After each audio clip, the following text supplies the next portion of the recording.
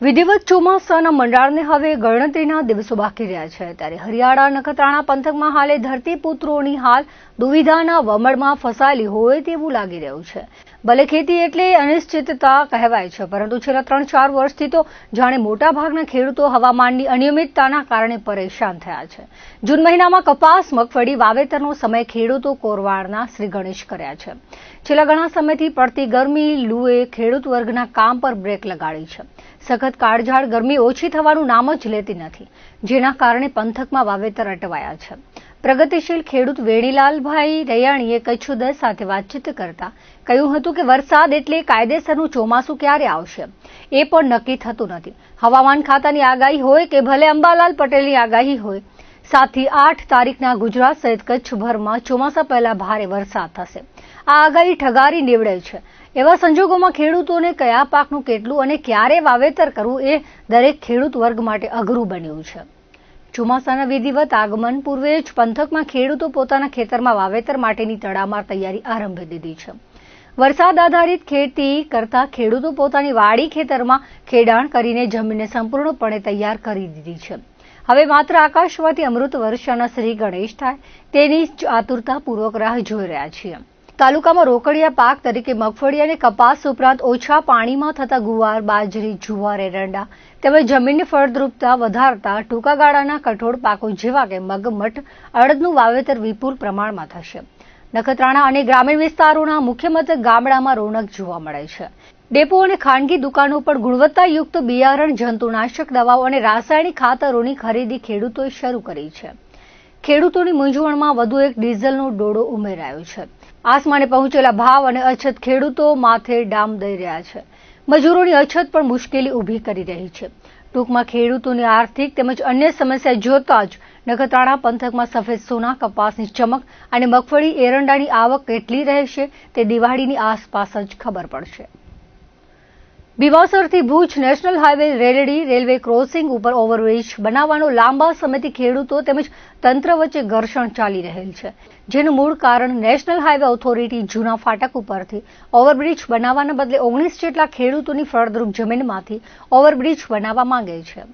કચ્છ જિલ્લા કોંગ્રેસ સમિતિના પ્રમુખ વી.કે. હુંબલે જણાવ્યું હતું કે ખેડૂતો પોતાની જમીન બચાવવા માટે કચ્છના ધારાસભ્યો, સાંસદ, મંત્રી, કલેક્ટર અને ભાજપ પ્રમુખ છેક દિલ્હી જઈ કેન્દ્રીય મંત્રી નીતિન ગડકરી સુધી પણ રજૂઆતો કરી છે, પરંતુ ખેડૂતોને કોઈ સાંભળવા તૈયાર નથી।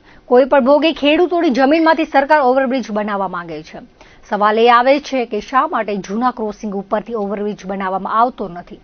તંત્ર એવો જવાબ આપે છે કે બ્રિજ માટેની ડિઝાઇન ફિટ થતી નથી, પરંતુ અગાઉ ક્રોસિંગ ઉપરથી ડિઝાઇન બનાવેલ હતી, જેના ટેન્ડર પણ થઈ ગયેલ હતા। સદભાવના કન્સ્ટ્રક્શનને કોન્ટ્રાક્ટ પણ અપાઈ ગયેલ હતો। જ્યારે જૂના રસ્તા ઉપર બ્રિજ બની શકે નહીં તેનો છેદ ઉડી જાય છે। ભારત વિશ્વગુરુ બનવા માંગે છે, ત્યારે શું એવા નિષ્ણાત એન્જિનિયરો ભારત પાસે નથી? અગાઉ આ રીતે જ ભીમાસર ગામના ફાટક ઉપરથી પણ બ્રિજ ના બની શકે તેવું જણાવેલ હતું। ત્યાં પણ ડિઝાઇનનો પ્રશ્ન હતો, પરંતુ ગ્રામજનોની રજૂઆતો પછી ત્યાં ઓવરબ્રિજ બની ગયો તો રેલડી શા માટે ના બની શકે તેવા સવાલો ઉઠાવ્યા હતા। સરકારમાં ખેડૂતોને કોઈ સાંભળવા માંગતા નથી। સાંસદ વિનોદભાઈ ચાવડા તેમજ ધારાસભ્ય ત્રિકમભાઈ છાંગા, જેઓ હાલે સરકારમાં મંત્રી પણ છે, તેમને પણ ખેડૂતોની કોઈ જ મદદ ન કરી અને આ આગેવાનો ધારે તો પોતાની સરકાર પાસે રજૂઆતો કરી અને હજુ પણ મૂળ જૂના રસ્તા ઉપરથી ઓવરબ્રિજ બની શકે તેમ છે। અત્યારે સમગ્ર ગુજરાતમાં ખેડૂતો સાથે આતંકવાદી જેવો વ્યવહાર સરકાર, પોલીસ અને વહીવટી તંત્ર કરી રહેલ છે। વીજ લાઈનો હોય કે રેલવે કે રોડના પ્રશ્ન હોય, ક્યાંય ખેડૂતોને ન્યાય મળતો નથી। હાલે વ્રજવાણી વિસ્તારમાં મસ્ત મોટી વીજ લાઈનો પસાર થઈ રહેલ છે, જેમાં પણ મામૂલી વળતર આપી ખેડૂતો ઉપર દમન અને અત્યાચાર સરકાર કરી રહેલ છે। પોલીસનો સાથ લઈ વીજ કંપનીઓને ફાયદાઓ પહોંચાડવાનું કામ કરી રહેલ છે, જેથી રેલડીના ખેડૂતોની જમીન બચાવો અને ન્યાય આપો। કારણ વગર જમીનો સત્યાનાશ ન કરો અને જૂના એલોટમેન્ટ મુજબ ઓવરબ્રિજ બનાવવામાં આવે। ખેડૂતોના ખંભે બેસી સરકાર બનાવનાર કચ્છ ભાજપના નેતાઓ જાગો, ઉઠો અને ખેડૂતોને ન્યાય અપાવો। ખેડૂત જગતનો તાત છે। આજે ખાસ કરીને આ પ્રેસ મિટિંગમાં અમે એ મુદ્દા લઈને આવ્યા છે કે છેલ્લા ઘણા સમયથી ગુજરાતમાં આ સરકાર, એમની પોલીસ, કંપનીઓ ખેડૂતો ઉપર દમન ગુજારી રહેલ છે, દાદાગીરી કરી અને ખેડૂતો ઉપર અત્યાચાર કરે છે। એમાં વીજ લાઈનો હોય, પાઇપલાઇનના કામો હોય કે પછી રોડ રસ્તાના કામો હોય. હમણાં જે મુદ્દો આજે અમે લઈને આવ્યા છીએ કે આપણો ભીમાસરથી ભુજ સુધીનો જે નેશનલ હાઈવે છે, નેશનલ હાઈવે નંબર 341, મોટા ભાગનું કામ પૂરું થઈ ગયું છે, પરંતુ એક રેલડી કુકમા કણે જેનો ઓવરબ્રિજ હજી એક બાકી છે. આ ઓવરબ્રિજ આટલા લાંબા સમયથી બાકી છે, એના જવાબદાર હોય તો માત્ર ને માત્ર સરકાર પોતે છે. એનું ખાસ કારણ એવું છે કે અગાઉ આ રોડના કામ મંજૂર થયા ત્યારે જે મૂળ અત્યારે ફાટક છે રેલડીવાળું, એ ફાટક ઉપરથી એની ડિઝાઇન તૈયાર કરવામાં આવી હતી. ત્યાર પછી એના ટેન્ડરો થયા અને સદભાવના નામની એક કંપની એને કામ પર અપાઈ ગયું હતું. તો તમામ રીતે આ ઓવરબ્રિજ ઉપરની ડિઝાઇન બની ગયેલી હતી, પરંતુ ક્યાંક ને ક્યાંક એવું કોઈ કારણ આ લોકોએ સરકારે બનાવ્યું કે એ ઓવરબ્રિજને મૂકી મૂળ જે અત્યારે રોડ ઉપરનો જે જ્યાંથી બનાવવાનું છે ફાટક ઉપર, એને બદલે આખું ડાયવર્ટ કરી નાખ્યો. અને ડાયવર્ટ કરવાથી પરિસ્થિતિ એવી થઈ કે આજે 19 જેટલા ખેડૂતોની ફળદ્રુપ જમીન, બાગાયત જમીન, જે પાક છે બાગાયત, એને અત્યારે ખૂબ મોટું નુકસાન કરી રહ્યા છે. ત્યાં જૈન ધર્મનું એક ત્યાં દેવાલય પણ આવેલું છે, ત્યાં એમનો ઉપાશ્રય છે, એને પણ ખૂબ મોટું નુકસાન ત્યાં થઈ શકે એવું છે. એટલા માટે ત્યાં ખેડૂતો સતત સંઘર્ષ છેલ્લા 3 થી 4 વર્ષથી એ સતત સરકાર સાથે અને NHI એટલે કે નેશનલ હાઈવે ઓથોરિટી સામે આ ખેડૂતો સતત સંઘર્ષ કરી રહ્યા છે. ખેડૂતોની રજૂઆત એવી છે કે અમારી જમીન તમે શા માટે બગાડો છો? તમારે જે અત્યારે ફાટક છે ત્યાંથી ઓલરેડી પહેલાં એક વખત ડિઝાઇન બની ગયેલી છે, તો પછી અત્યારે હવે તમે એવું કેમ જે નેશનલ ઓથોરિટી કહે છે કે અહીંયા પુલની ડિઝાઇન બેસતી નથી? તો આટલો મોટો દેશ છે, ત્યાં અત્યારે આટલા બધા એન્જિનિયરિંગ અત્યારે કુશળ આ દેશમાં છે કે જો દરિયામાં બ્રિજ બનાવી શકતા હોય તો આ રેલવેના ફાટક ઉપરથી બ્રિજ શા માટે ન બને?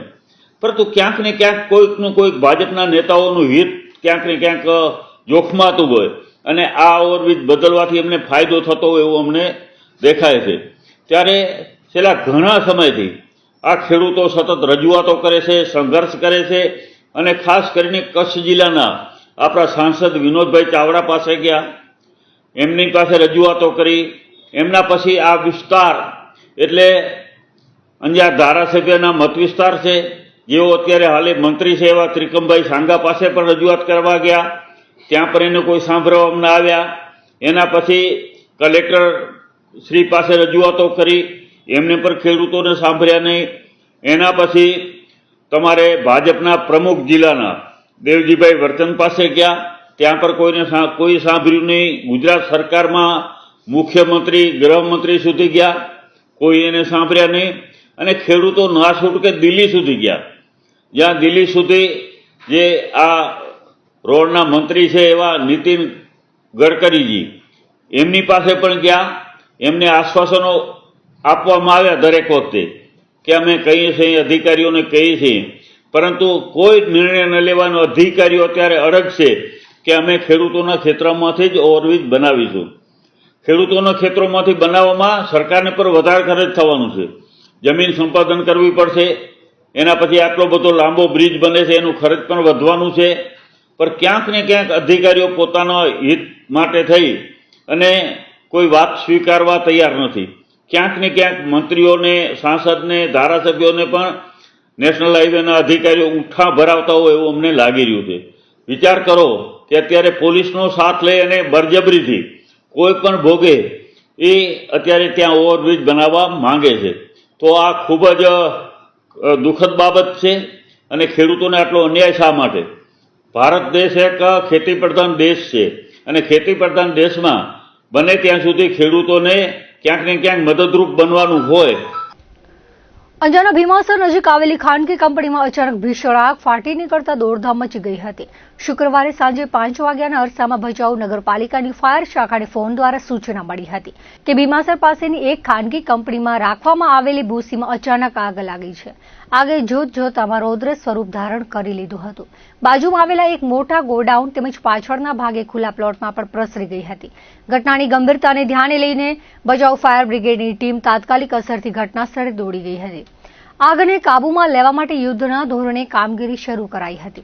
આગ ખૂબ જ મોટા પાયે ફેલાઈ ચૂકી હોવાથી તેને કાબૂમાં લેવા માટે આજુબાજુની અન્ય ઔદ્યોગિક અને સરકારી ફાયર ટીમોની મદદ લેવાની ફરજ પડી હતી, જેમાં બચાવ ફાયર ટીમની સાથે Welspun company, Kandla timber, Sumilon company તેમજ ગાંધીધામ મહાનગરપાલિકાની ફાયર ટીમો પણ પોતાના અદ્યતન સાધનો સાથે બચાવ કામગીરીમાં જોડાઈ ગઈ હતી.